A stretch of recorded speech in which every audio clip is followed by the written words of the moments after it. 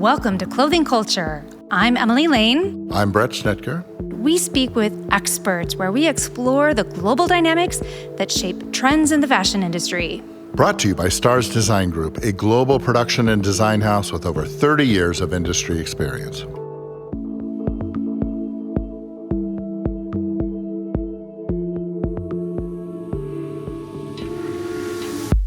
Welcome back to another episode of Clothing Culture. I'm very excited, Bret, about today's conversation. Yeah, me too. And excited to have a guest today. I know, this is going to be a first for us. Yeah, neither of us are on the hot seat, so that's cool. We have invited Valentin Karabanov. I hope I pronounced that correctly. Yes. Okay. Wonderful. He is coming to us from Tel Aviv, Israel today. Valentin, we had the pleasure of discovering on LinkedIn, seeing some of the innovative fashion design that he is doing right now, utilizing 3D art. And it's actually beyond the traditional garments that we're used to seeing in today's industry, but truly digital clothing. And we were like, oh my goodness, we need to have a conversation with this innovator.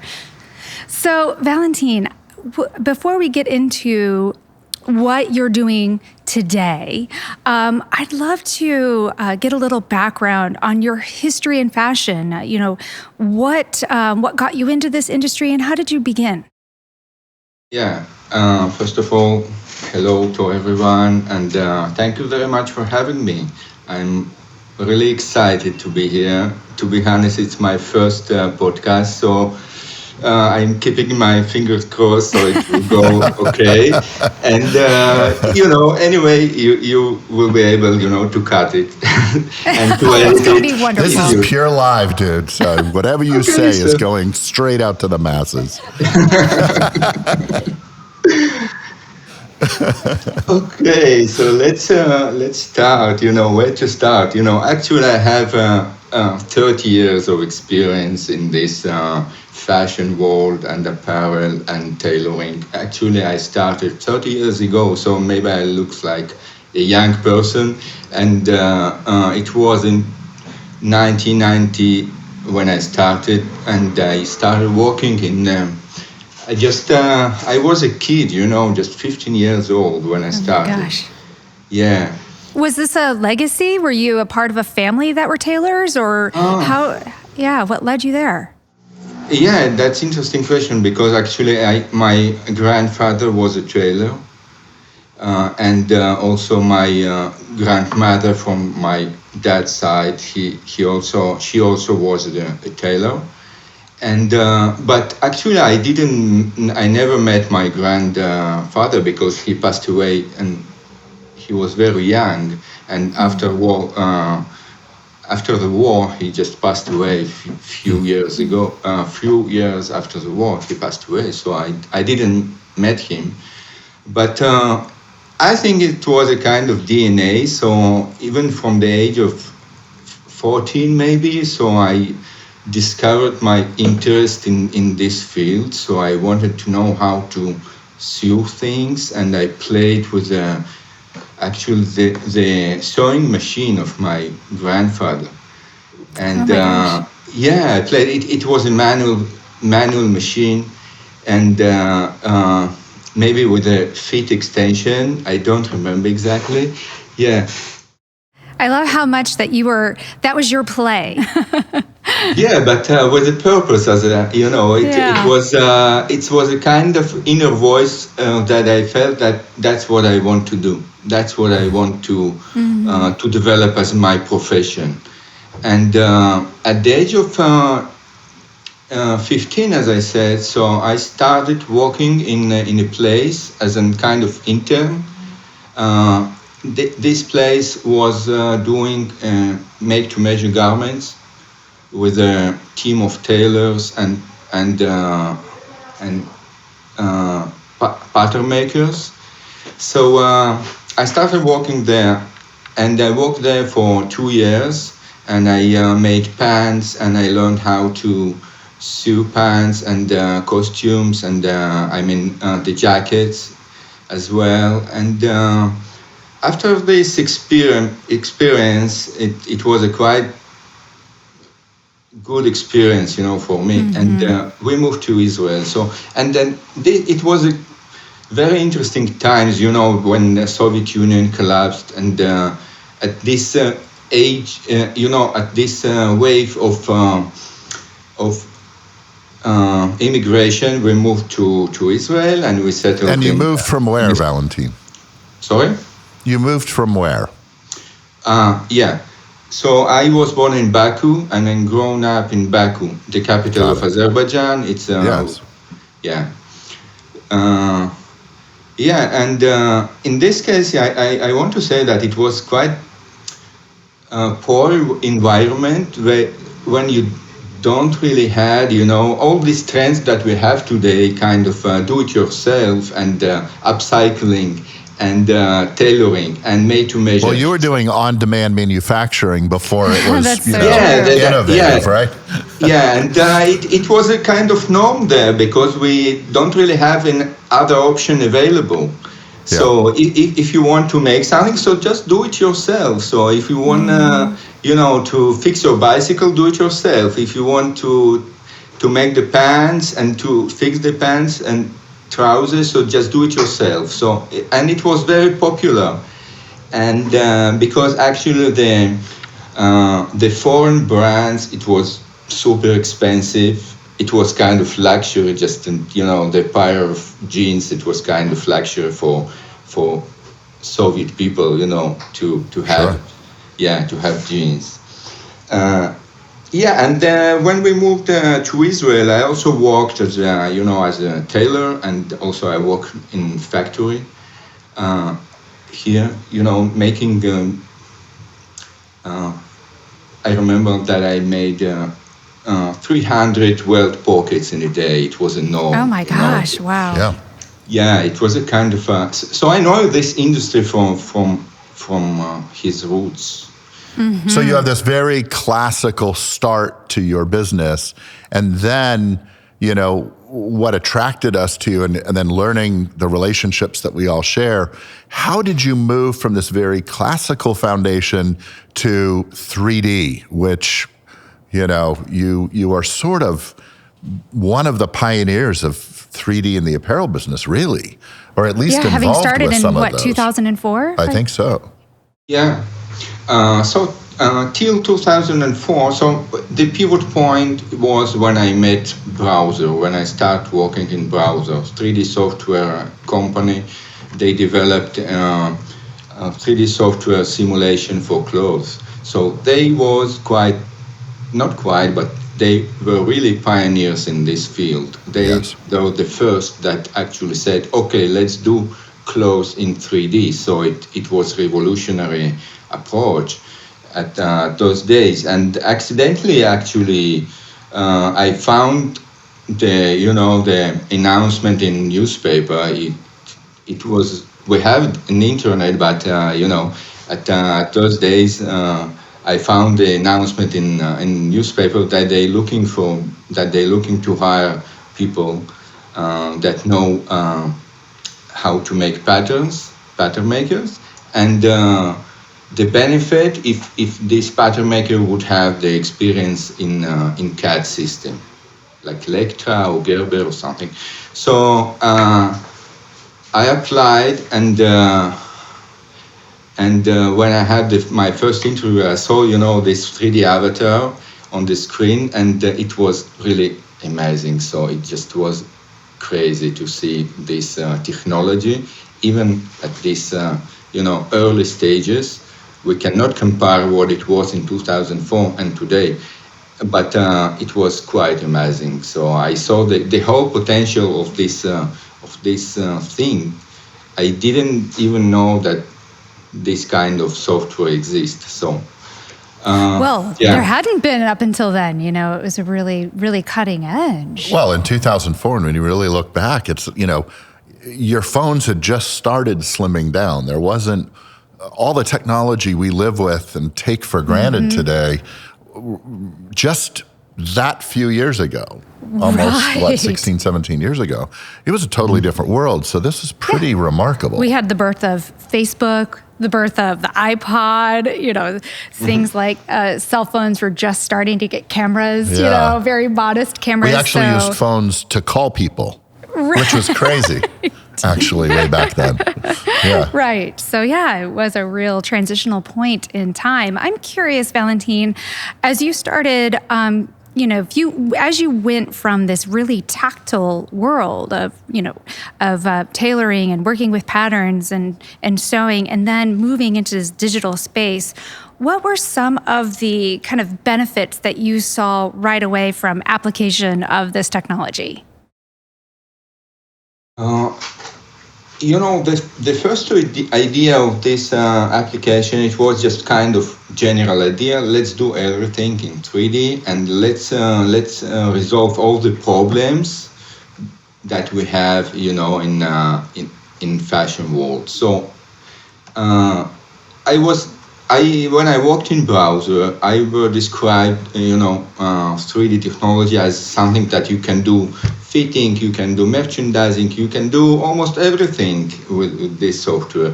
And maybe it was a kind of a mistake, to say these things and to suggest kind of general solution.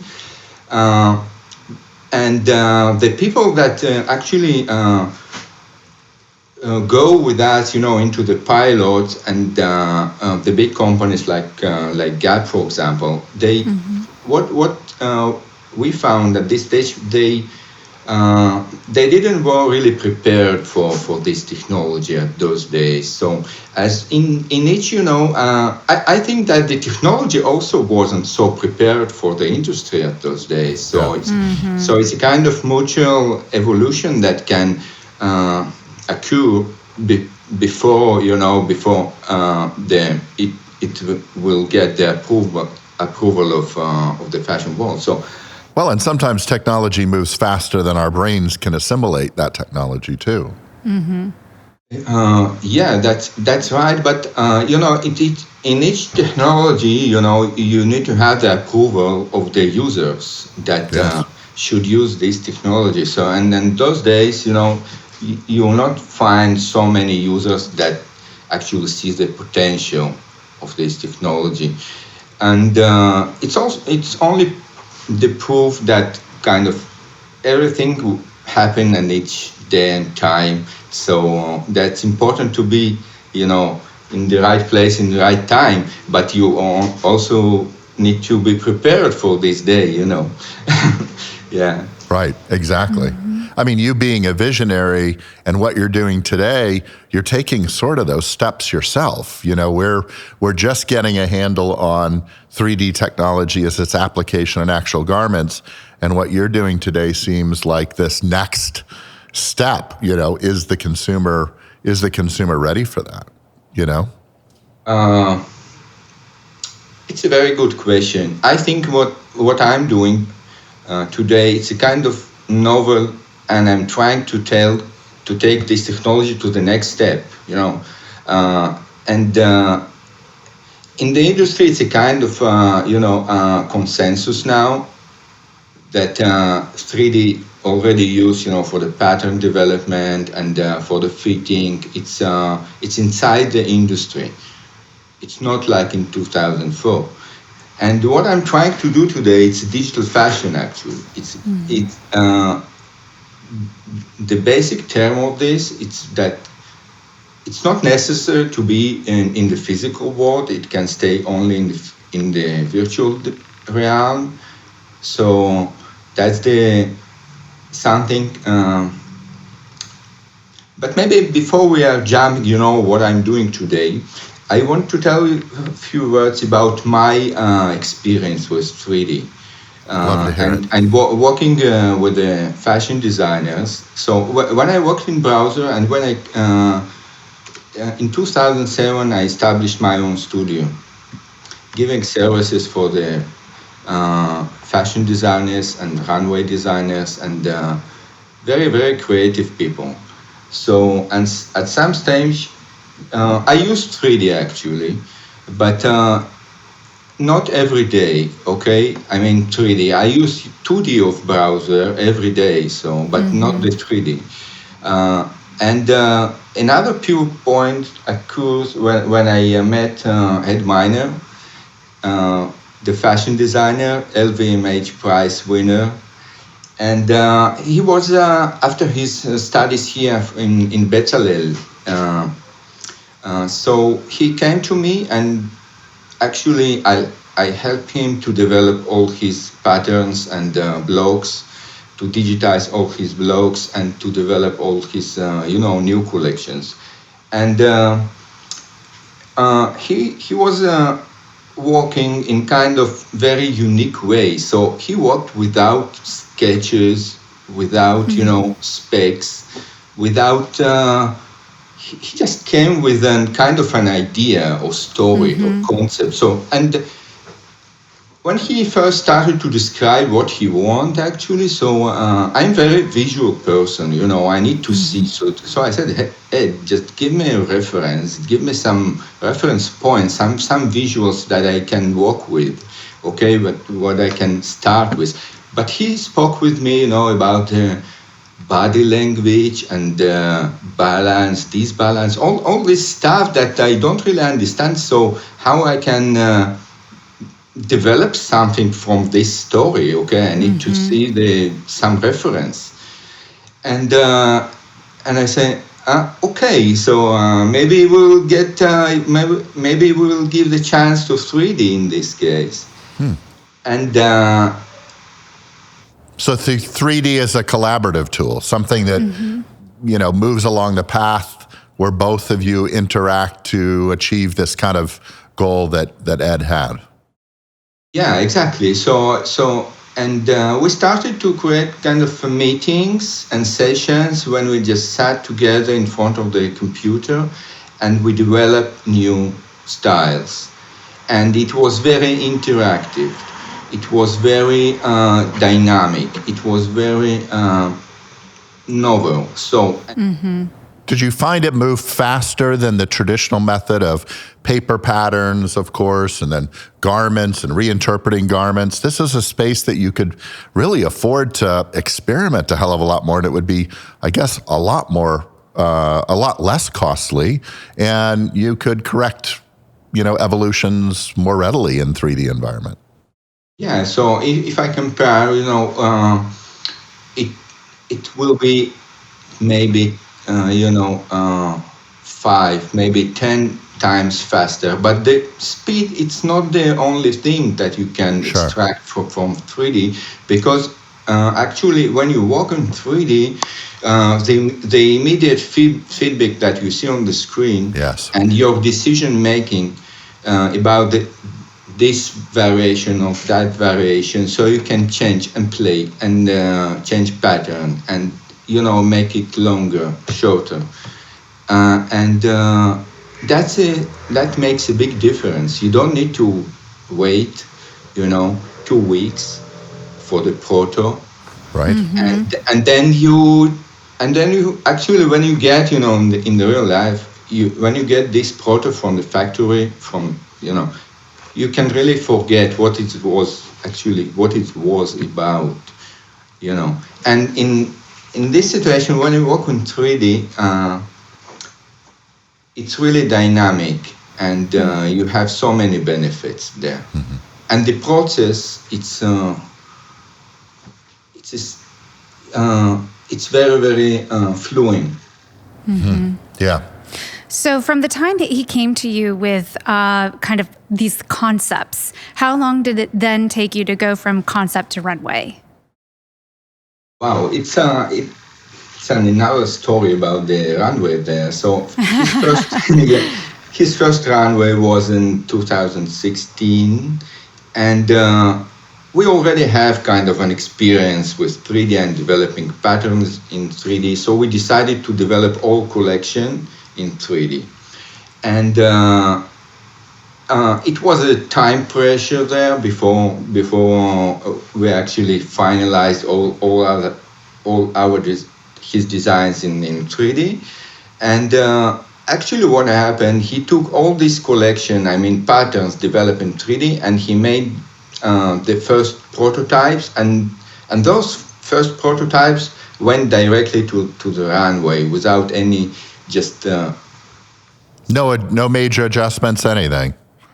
That is absolutely astounding. Yeah, it is. I mean, like there's no time pressure ever in this business, right? We live that every single day. And it's kind of a wild thought to say, I see it every day here. I mean, I see that when our designers are working in 3D and developing those patterns, this kind of handshake between the technical aspect and the visual aspect of the 3D environment. And, we've come to trust the result. One of the conversations we had earlier is, when you were launching this with Ed, and Ed was kind of like, hey, I embrace it. I'm going to go, launch this on the runway and move directly to patterns. You had this moment of challenge because of your background. Why don't you talk about that a little bit? Yeah, because I have such a long background in traditional pattern making and product development. So at this point, I understand that Ed was, he took all his, patterns directly to runway. So it was just kind of crazy for me. And I said, and I understood that he has a lot of confidence in 3D. So he just, what he saw on the screen, it was kind of similar to his expectations of what to expect, And I understand that he actually have more confidence in 3D than I had at this moment. Yeah, that's a funny thing, but it was kind of aha moment. Okay, now I can trust this technology. Yeah. Despite all the experience that I have. So, it's like you have a theory and then you need to prove this theory. And this moment was kind of that I get the proof of this theory that it works. Okay. Yeah. And I said to him, maybe you just make few samples, the complicated ones. Yeah. So just to make sure that we are there, that it's okay. And he said, should I? And I saw he just lost his confidence for a few seconds, but then he said, you know what? It will be okay. And it was great. It was great. When I saw it on the runway in Paris, it was just great. So. And as I said, for me, it was kind of pivot point. Yeah.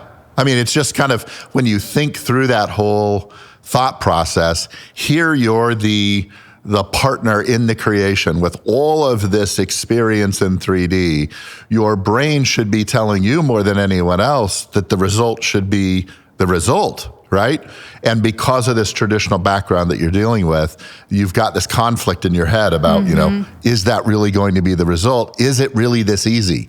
And I think today for many customers and clients and designers that are walking into this 3D space, they ask those same questions. And to know that conversation's been going on really basically since 2004, maybe a little bit before.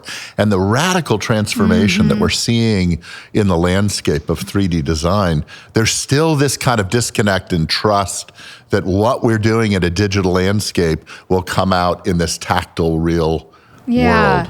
Well, I think that's what's really interesting, Valentin.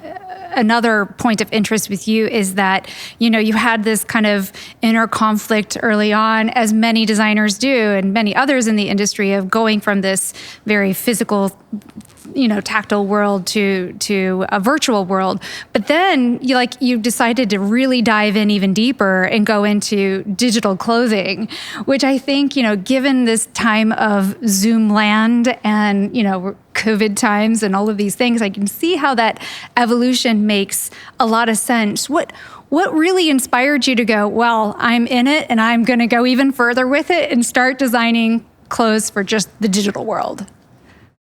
The first idea was to to design things in 3D and maybe to open the brand and to produce the physical garments. But at some stage, I made actually a few trials and and samples with the digital printing. But at some point, I saw that what actually gives you 3D and design in 3D, it's unlimited freedom, unlimited creative freedom, because actually you don't need to think how it would be translated into physical world. If I decide, to keep it only in 3D, so it's not anymore, my problem how it would be translated into physical world, and then I get actually the unlimited freedom of design, so I can try everything, and I can combine any software with any software, and I can do things and just asking my inner compass if it works or not. Yeah. Okay, and then I get the approval of my inner compass. So, and I feel the design. So it's kind of few, maybe more than 2 iterations, and then I see, okay, we get it. We talk so much about, this evolution into this virtual landscape with VR, AR, augmented reality that's occurring, the time that we're spent on Zoom where they're, talking about masking, the advent of LiDAR technology into our phones. I mean, I really think that you're visionary in in approaching this digital landscape. I think it's so timely. We talk about, I think it's really funny that you talk about sustainability. We don't see pixels filling landfills today, right? The ultimate sustainable clothing. Very organic. Yeah, right. Yeah. But you kind of see that tongue-in-cheek conversation, but you absolutely see the applications today. We're all on Zoom, hey, you can get up with a t-shirt, you can click a button, all of a sudden you're in a wonderful couture designer suit. And you understanding that point of view and starting to create these collections that are moving pieces of art. As designers, we always think that designers in apparel are really different than artists, and I don't see this difference. I think that, designers in the apparel field are simply artists. They don't paint with paintbrushes traditionally. They paint with apparel, pieces of fabric, things like that. And now the digital world, Pixels. right? Yeah. And so I think it's interesting, the evolution and the move that you've made. What do you see? How do you see, and how are you being embraced as you're launching your digital collections for people to upload their body types and you to kind of outfit them, or what's the age group and what's the reception? Are they seeing that at what point of evolutionary thinking are they looking at this? Is this just kind of a gimmick for them, or do they really see the applications that are going to take place, I think? Because I'm really in a stage that it's still very novel. It's kind of incubator stage. So I'm trying a lot of things, but I already can say that I see a lot of potential in this in application of 3D fashion in so many aspects. First of all, for the influencers, the people that really need every single day the new outfit, and but in addition to this, maybe my next challenge will be, how I'm taking this approach to the masses. How, because today I'm doing, kind of digital fashion. I'm taking the pictures, or people send me the pictures of themselves, and I'm dressing them into my digital design. Okay, and usually, actually, also, I found out that we would have kind of a few challenges here, because not all the people really like, to take the pictures and to send them, and they have kind of issue with that, some of them, but maybe, all of them, not all of them, but the most of the people have kind of issue about sending their own pictures. Is that body self-image, or like they're really seeing themselves for what they are in a digital world, or? And I found myself, trying to reach these people and to say, you know what, this digital garment can have also the value for you, okay, and you will experience kind of an emotional feeling about what you wear as a digital garment. Yeah. You certainly have a lot more creativity in this digital space. And I think, one of the additional applications I can absolutely see happening is in the gaming world. Mm-hmm. People, Gen Z, millennials, whatever, they're spending a hell of a lot of time in the gaming world. And that gaming world is evolving. The virtual reality meets gaming. The augmented reality meets gaming. I think eventually we're going to see that you're going to build an avatar that's your own avatar, that's basically who you want to be. And that's going to carry with you through all the video games that you see. And therefore, there's going to be this opportunity where online, downloads of digital clothing can happen as a reality. And as a manufacturer, I'm all for it. Digital manufacturing sounds a lot easier than traditional clothing manufacturing, for sure. And even beyond gaming, augmented reality. Sure. Showing up in a virtual conference room from anywhere in the world.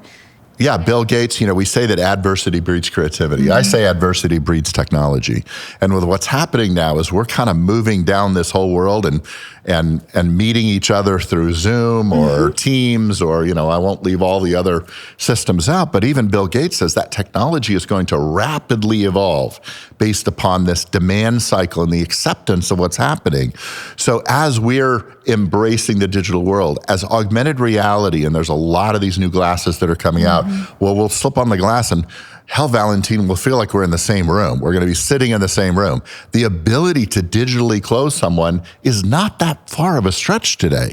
I really think that you're being very visionary in some of this concepting that you're working on. Here's my question about it. In this digital world, how do you protect your art? How do you protect your designs? That's a good question. I don't have so much experience in this, but I saw some attempt, and interest in blockchain technologies and companies that they put their eyes on digital fashion, and they try to develop and to collaborate and to. They also see the big potential in digital fashion, and they have the platforms that would be able to provide this unique code to each design and to allow to people to own digital clothing, as a unique digital clothing in their collections and as their property, because they really have the tools how to protect these digital designs and to make the unique signature to each of them. That is so interesting. I think about kind of the long-term viability of the digital clothing. I mean, we've got things now where you've got upcycling and you have, vintage clothing and, but very rarely does an actual garment gain value over time.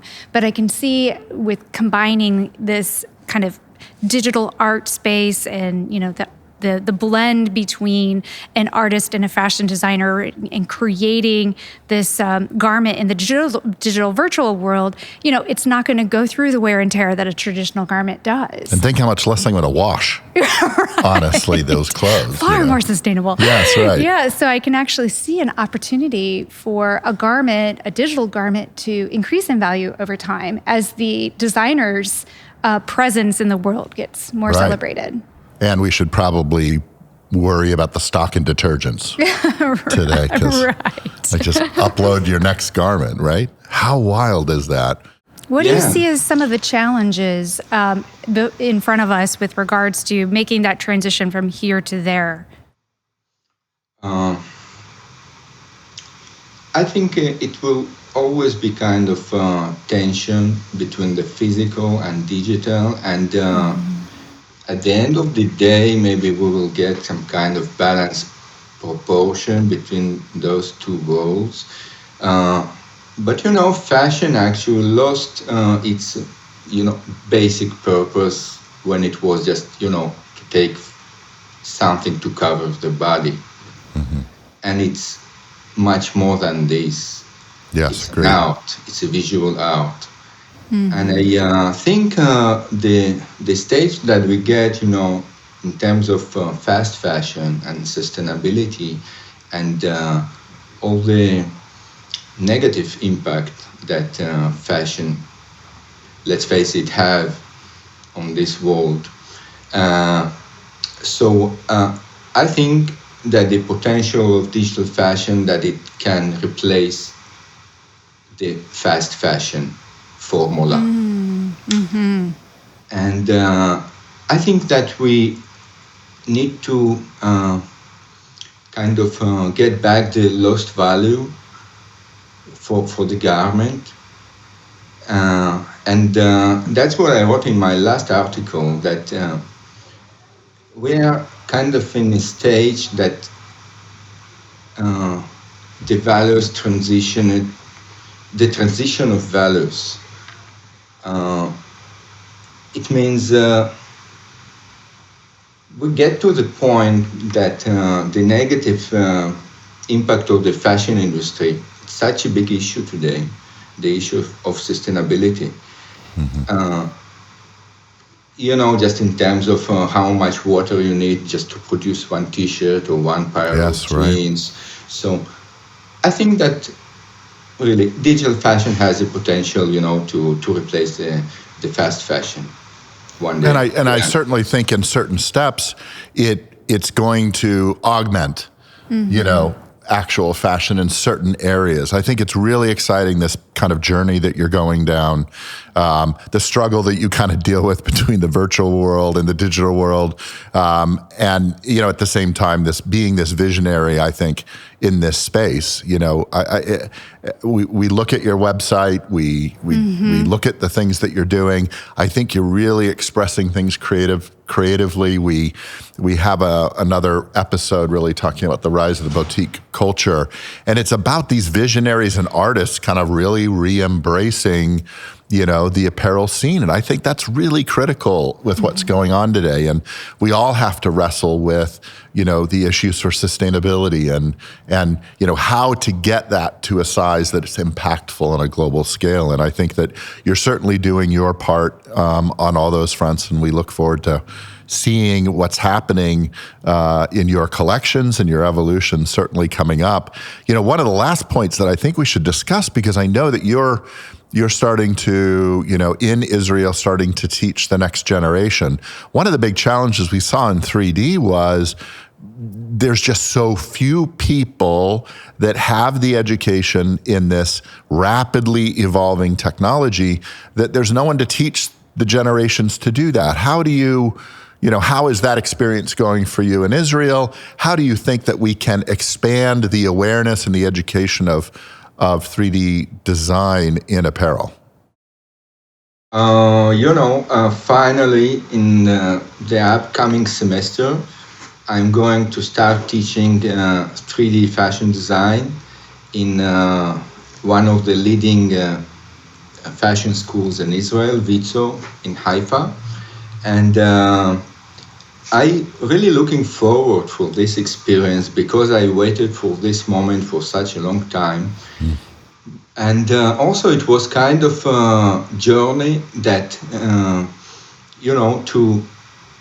to get there, because the management of the school and all other professors, they had kind of attitude that we don't really need this,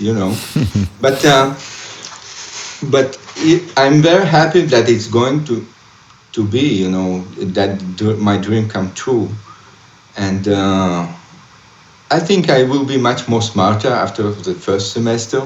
But already, I can say you that my students, it's a it's a third grade students that will take this course. They are really excited. I know most of them because I met them in the previous years, in their first and second grade. So they so excited, and they so really excited, and they wait for this. They really look forward for this course. Yeah, and I think it's critical. We had talked a little earlier in this podcast, and then we spoke to Sharon in Singapore a couple days ago, the current owner of Browseware, and certainly a visionary in her own right, about the benefits for designers to design in 3D. She said that, in the traditional method, there's a lot of costs that go into the traditional development of a garment. Cost and time. And time. Students, eating ramen noodles, trying to decide whether they're going to spend $100 in supplies to make something that they have to kind of eliminate and start over. Learn from, right? In a digital world, you can, to your point, you can make a lot of these interpretive discoveries, and you can evolve your design at no cost, right? And then ultimately apply that to the real world. So really allows for more exciting. creative freedom. Yes, I think so. Yeah. Well, we definitely have an exciting time in this creative world we're in. So thank you, Valentin, for joining us today. We'll make sure that we share your website on our socials and on our show notes. If this particular area of 3D technology is of interest to you, we do have another episode, Technology's Influence on the Fashion Industry. Make sure to check that out. Find us on our socials at Clothing Coulture and at Stars Design Group, and subscribe to stay apprised of upcoming episodes of Clothing Coulture. Thank you. Thank you very much.